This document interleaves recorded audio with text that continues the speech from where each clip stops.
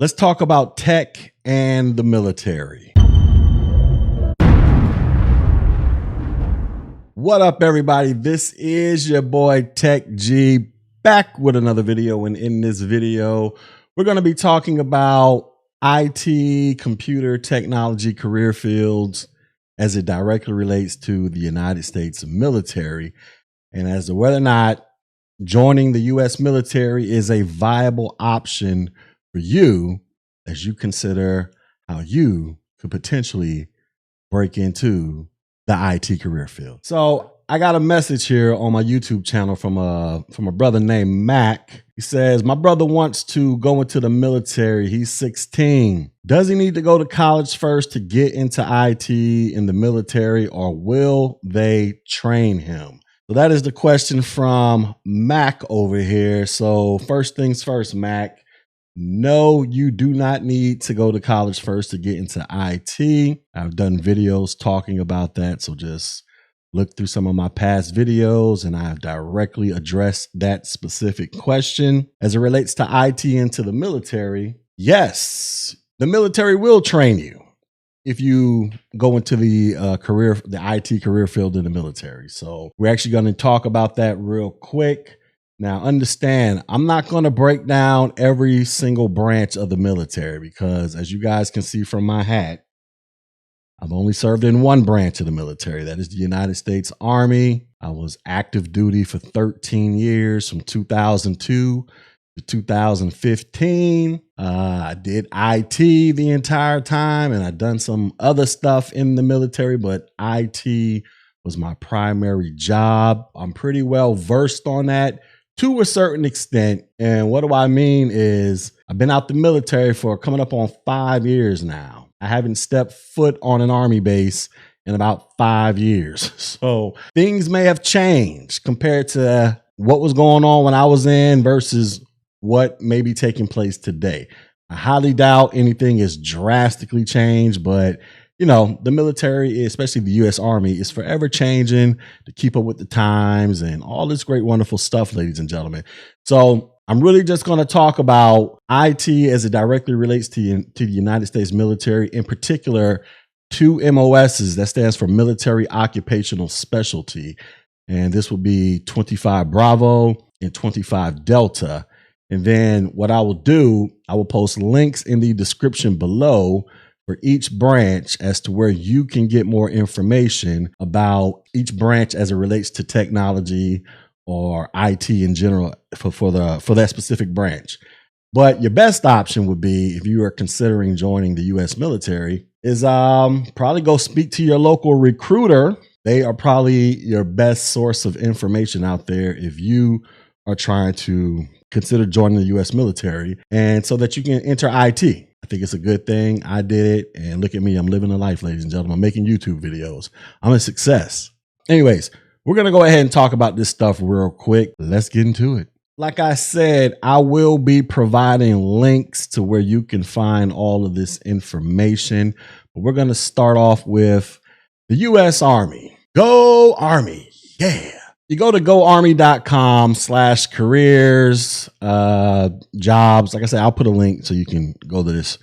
And you're going to come across this page right here, careers and jobs, ladies and gentlemen. And you're going to see, it's going to say computers and technology. Now, first thing you guys need to understand, when it comes to the U.S. Army, as it directly relates to IT falls up under what is called the Signal Corps. Basically, there are a whole bunch of jobs that deal with electronic communications in some degree or another, and IT falls up under that core, ladies and gentlemen. And you will learn about IT. Well, I'll put it like this. Most of the signal related jobs that you can learn about or go into in the United States Army, you will be taught this stuff at a base called Fort Gordon in Augusta, Georgia. And then the other base is, I want to say it's Fort Meade, if I'm not mistaken. Somebody correct me in the comments if I'm wrong. But I want to say it's Fort Meade, somewhere up there in Maryland, where they teach some other signal related jobs up there as well. But Fort Gordon is the main spot, and I am very familiar with Fort Gordon. I was actually an IT instructor, or an AIT instructor. It's called Advanced Individual Training. I used to work in Dixon Hall, where I taught brand new soldiers coming into the military, the 25 Bravo MOS. I did that for like about 4.5 years when I came back from Afghanistan in 2011. And I did that all the way up until I actually ETS'd or ended time of service when I got out the military in November 2015. You got to understand that there are a plethora of jobs out there that are directly related to computers and technology in the U.S. Army. And this webpage right here, like I said, link will be in the description below. It is going to describe at least 27 different potential jobs that you can consider. Now, I'm not about to go through all 27 of these jobs. I suggest you spend a little bit of time looking at it on your own time and figure out if a certain career field is right for you. You got everything from satellite communications operators. I used to work with a bunch of those guys. You know, they'll set up the satellite dishes and get the link to connect to the satellite up in space. And now you got satellite communications on and popping. You got signal officers. That's sort of like how do you phrase it? A general term for an officer who's just in charge of a bunch of signal soldiers or in charge of a signal unit. They're not as specialized, nowhere near to the degree as an enlisted or warrant officer, but you know, they still know a little something. You got signal support specialist, 25 uniforms. You got 35 Sierras, 35 Novembers. These are signal intelligence analysts. There it is. You got the warrant officer corps. Then the warrant officers, they got their own little MOSs up in there. Let me see. Go back. I think I'm on the wrong page. Oh, here we go. And then we got everything from avionics to cable dogs, which is 25 Limas. These guys do a lot of cable, fiber optic cables and things of that nature. I used to work with a lot of those guys as well. Computer detection system repair, 94 Fox. I've never heard of this one. This sounds brand new, but oh, wait, have I heard of this one? Let me see. Let me read the description real quick. I don't know. I don't remember that MOS, but look, there's a lot of MOSs in the military. Just scroll through this list. Like I said, I'll provide a link in the description, but it's going to take you to careers and jobs. And then it's going to tell you about all the various computers and technology career fields as it directly relates to the United States Army. Then you go through and, you know, read up on it and figure out which one might be right for you. Then mosey on down to your local recruiter or punch your email in here, and then a recruiter will magically show up at your house, get you to sign some paperwork, ship you off to boot camp. After boot camp, you'll go to AIT, where you will learn your job and go out there and be all you can be in an army of one, ladies and gentlemen, just like I did. Yeah.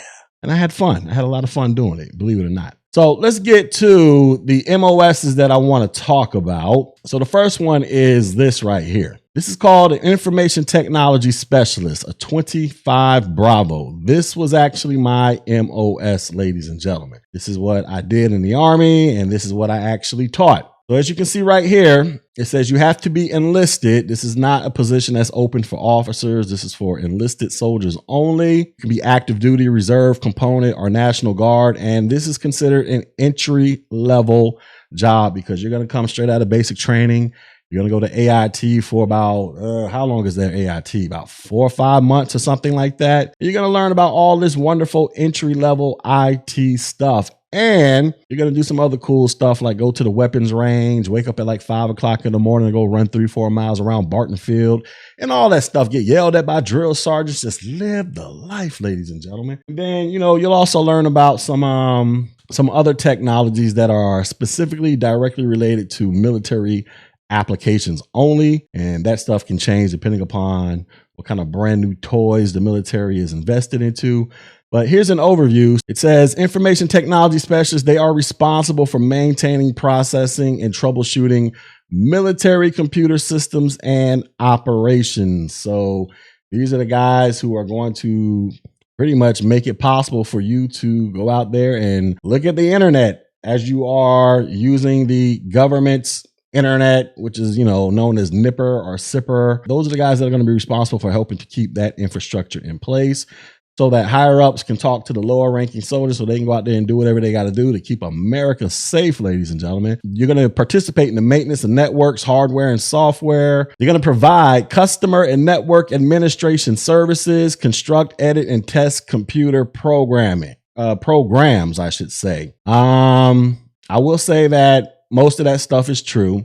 Now, will you actually learn that in AIT as you're learning the job? That depends. Like I said, I haven't been there in 5 years. So I can't really tell you what they're doing up in there now, but just understand that when you get sent to your first duty station after you qualify for your job, that's when the real learning kicks in, and you're going to learn how to do all kind of super duper cool stuff as it directly relates to the mission of the unit that you are assigned to. It says requirements. Those who want to serve must first take the ASVAB, the Armed Services Vocational Aptitude Battery. That is a series of tests that helps you better understand your strengths and identify which Army jobs are best for you. So when you guys go down there to visit your recruiter, or your recruiter magically pops up at your door, before they ship you off to basic training, assuming that you physically and mentally qualify to join the military, you're going to have to take a test called the ASVAB. Real simple test, or at least I thought it was, but then again,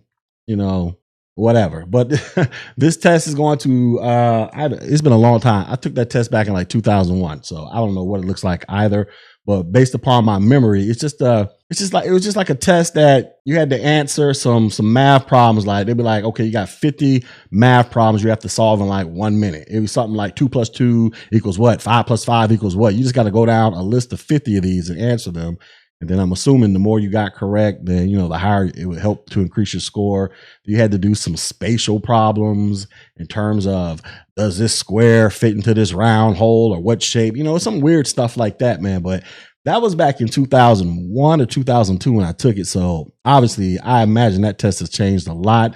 But they used that test, just like the site said, to help determine which career fields you might actually qualify for. Because just because you might want to do something, the Army might be like, hold on, partner, we need you to take this test first to see if you even qualify for it. And if you don't, well, this is what you do qualify for, and you need to pick something from there. And if we have an opening, we'll put you on in there. That's kind of how it works. Then it says training. Your job training for the IT specialist requires 10 weeks of basic training and 20 weeks of advanced individual training with on-the-job instruction. That is the AIT portion, where I was one of the instructors. So when you come to AIT, you're going to learn about computer consoles and peripheral equipment, computer system concepts, planning, designing, and testing computer systems. So basically, you're going to be learning about A+, Net+, Security+. Those are 3 of the primary courses that you will be learning about. And then, like I said, they're probably going to sprinkle in some other courses that are primarily designed for military equipment only. And so that stuff kind of changes because the military is always getting brand new toys to go play with. So I can't really tell you what they may be playing with now, because once again, I haven't stepped foot on a U.S. Army base in almost 5 years. So I don't know what's going on out there. All right. So helpful skills. So if you are interested in computer science, attention to detail, ability to communicate effectively, and experience with installation of computers, then this might be something that you should consider looking into. Then we get to some other stuff down here where it talks about the compensation. You get paid. Your compensation includes housing, medical, food, special pay, and vacation time.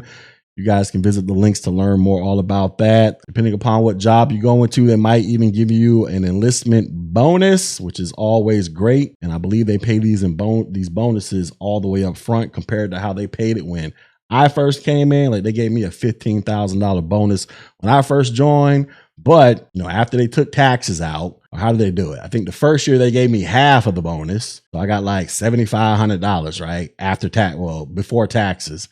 And then I got the remaining $7,500 was split over the first 4 years of my enlistment. So I never got all the money at one time, which was, kind of hurt my feelings a little bit. But I think they changed that for you younger people. Then we get into the education benefits, qualify for full tuition, merit-based scholarships, books and fees, and all kind of other wonderful stuff, man, that I personally took advantage of when I was in the military.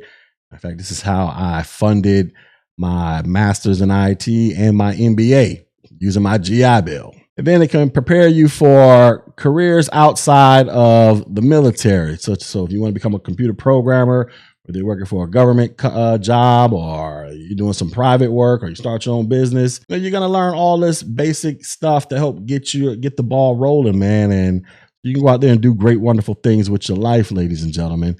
So now here's something that I don't recall ever hearing. It says Partnership for Youth Success, or the PAYS program. It says those interested in this job may be eligible for civilian employment after the Army by enrolling in the Army PAYS program. The PAYS program is a recruitment option that guarantees a job interview with military-friendly employers that are looking for experienced and trained veterans to join their organization. Oh my, I might need to look into this myself, because this is the first time I'm hearing about this program myself. So I'm gonna have to take a look at that, because this is brand new to me too. Anyways, this is the Information Technology Specialist 25 Bravo. So like I said, this MOS is essentially, you're learning entry-level IT, A+, Net Plus, Security Plus, and like I say, some other stuff sprinkled in that is directly related to military applications only. I think you guys should consider it. For those of you who want to go out there and be all you can be, jump out of airplanes like I used to back in the day, go overseas to the Mideast, where I went, Kuwait and Afghanistan, or some of y'all might get lucky, go to Korea,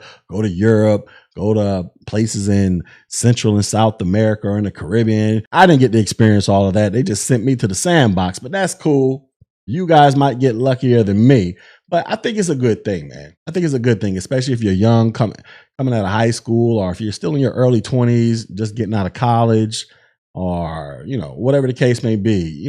I had a lot of fun. I did 13 years in, did a lot of things, and I don't regret it. So I think it's something y'all should consider if you think the military is something you want to implement into your life, right? So Information Technology Specialist 25 Bravo is the first IT related MOS or job in the Army that I am extremely versed in. The next one we're going to talk about is called 25 Delta, and this is Cyber Network Defender. This particular MOS had just got started, I want to say about 2 years before I actually got out of the military.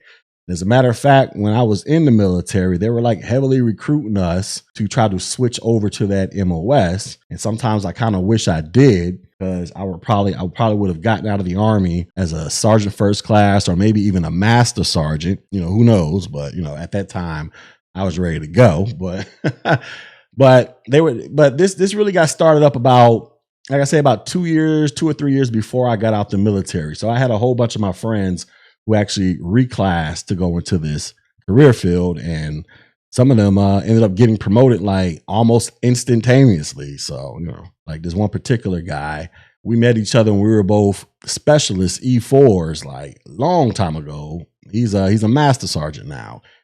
Great dude, but back in the day, you would have looked at him, you would have like, there is no way in the world this dude is making it above the rank of E6, because back in those days, we was in them clubs.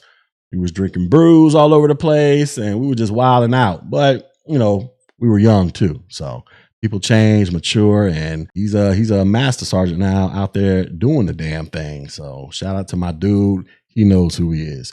All right, so let's talk about this. So this is the Cyber Network Defender. So you could think of this like the cyber security MOS for the U.S. Army. At least that's how it was somewhat explained to me a few years ago. It says the Cyber Network Defender performs specialized computer network defense duties, including infrastructure support, incident response, auditing, and managing. The Cyber Network Defender also protects against and detects unauthorized activity in the cyberspace domain, and uses a variety of tools to analyze and respond to attacks. So that is just a bunch of fluff words, for these are the cyber security people. Now, as you can see, you have to be enlisted. You can be active duty, Army Reserve, or National Guard. But this particular MOS is not entry level. So what that means is you're going to have to join the Army in one of these other computer related MOSs that I was talking about, or any other MOS. And then you're going to have to reclassify once you meet certain criteria. And I think the criteria is more than likely you got to be at least an E5 or an E6 with X amount of years. And you got to meet certain physical demands, like you got to pass your PT test and pass your weapons range and all this other stuff.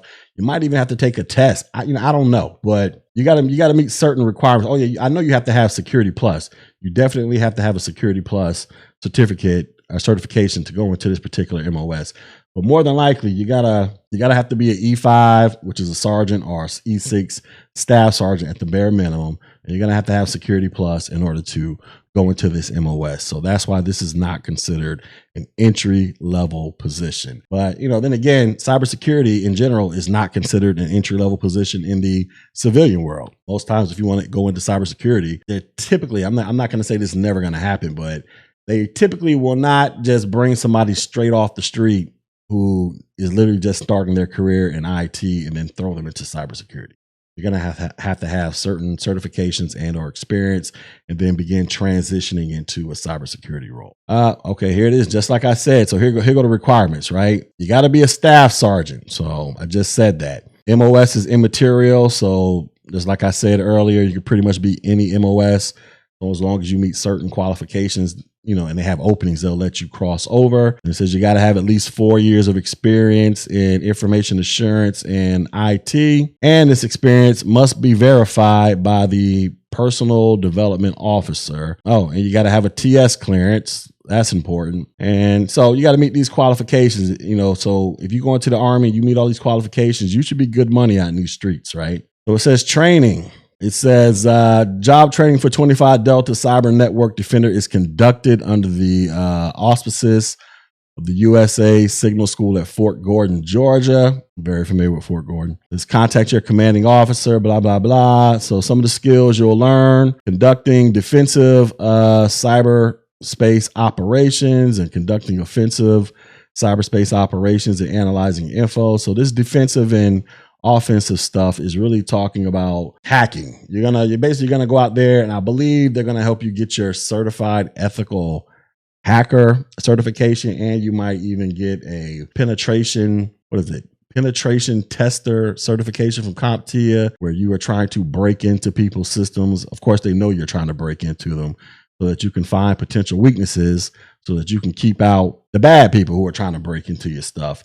And then you'll be defending against people who are trying to break into your network. Because, one of the things about the military's networks, it is a bunch of people from all over the world who are constantly trying to hack into this thing so they can get all the latest and greatest secrets and, and do all this crazy stuff that they dream about in their wildest fantasies doing to the U.S. military. Some helpful skills: self-discipline, confidence, intelligence, physical, mental toughness. Got to make quick decisions and do some other stuff. All right. And then we get to the same benefits and all this other wonderful stuff down here. So this is, like I said, cyber network security is essentially cyber security career field for the U.S. Army. These are the two career fields that I'm very familiar with, especially the 25 Bravo one. And I know a lot of people that switched over to become cyber network defenders or cybersecurity personnel. So this is what you can expect to get into with the U.S. Army, and this stuff can drastically prepare you for life after the military if you don't decide to become a lifer, meaning you're going to do 20 years or more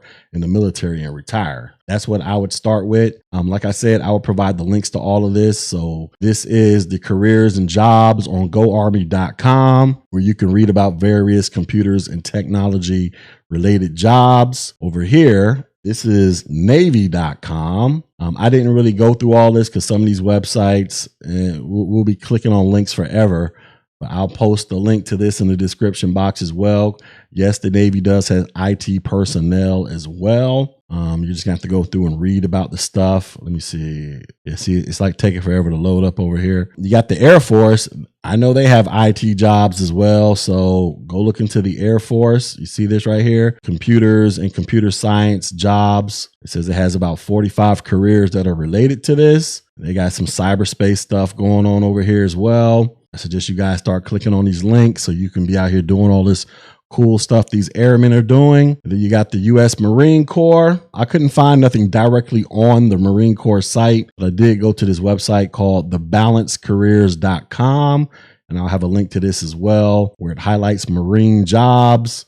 And you'll scroll down, and then it'll show all the communications MOSs that are in the U.S. Marine Corps, and you can read about them and click on links to your heart's content to figure out which one may be appropriate for you. And I believe the Coast Guard probably has a site. I'm pretty sure they have a IT field as well in the Coast Guard. I didn't think to look them up because I totally forgot that they were part of the U.S. military. Shout out to all my Coast Guard people. Y'all out there representing on the boats and stuff, doing what you do. But I'll post links to them in the description box as well. Oh yeah, I forgot. We got the Space Force now. So I forgot all about the Space Force, ladies and gentlemen.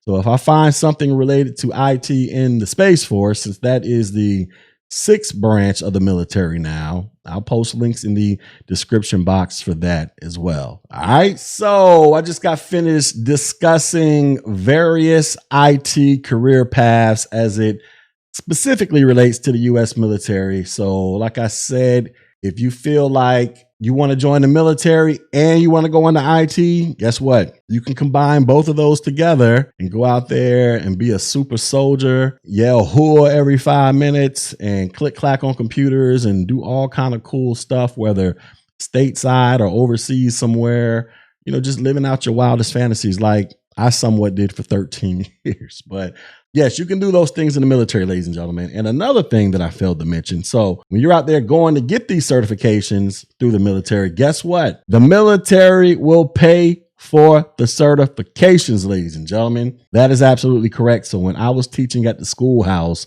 on Fort Gordon, teaching 25 Bravo soldiers how to get the 25 Bravo MOS, we provided them vouchers for the A+, the Network Plus, and the Security Plus certifications.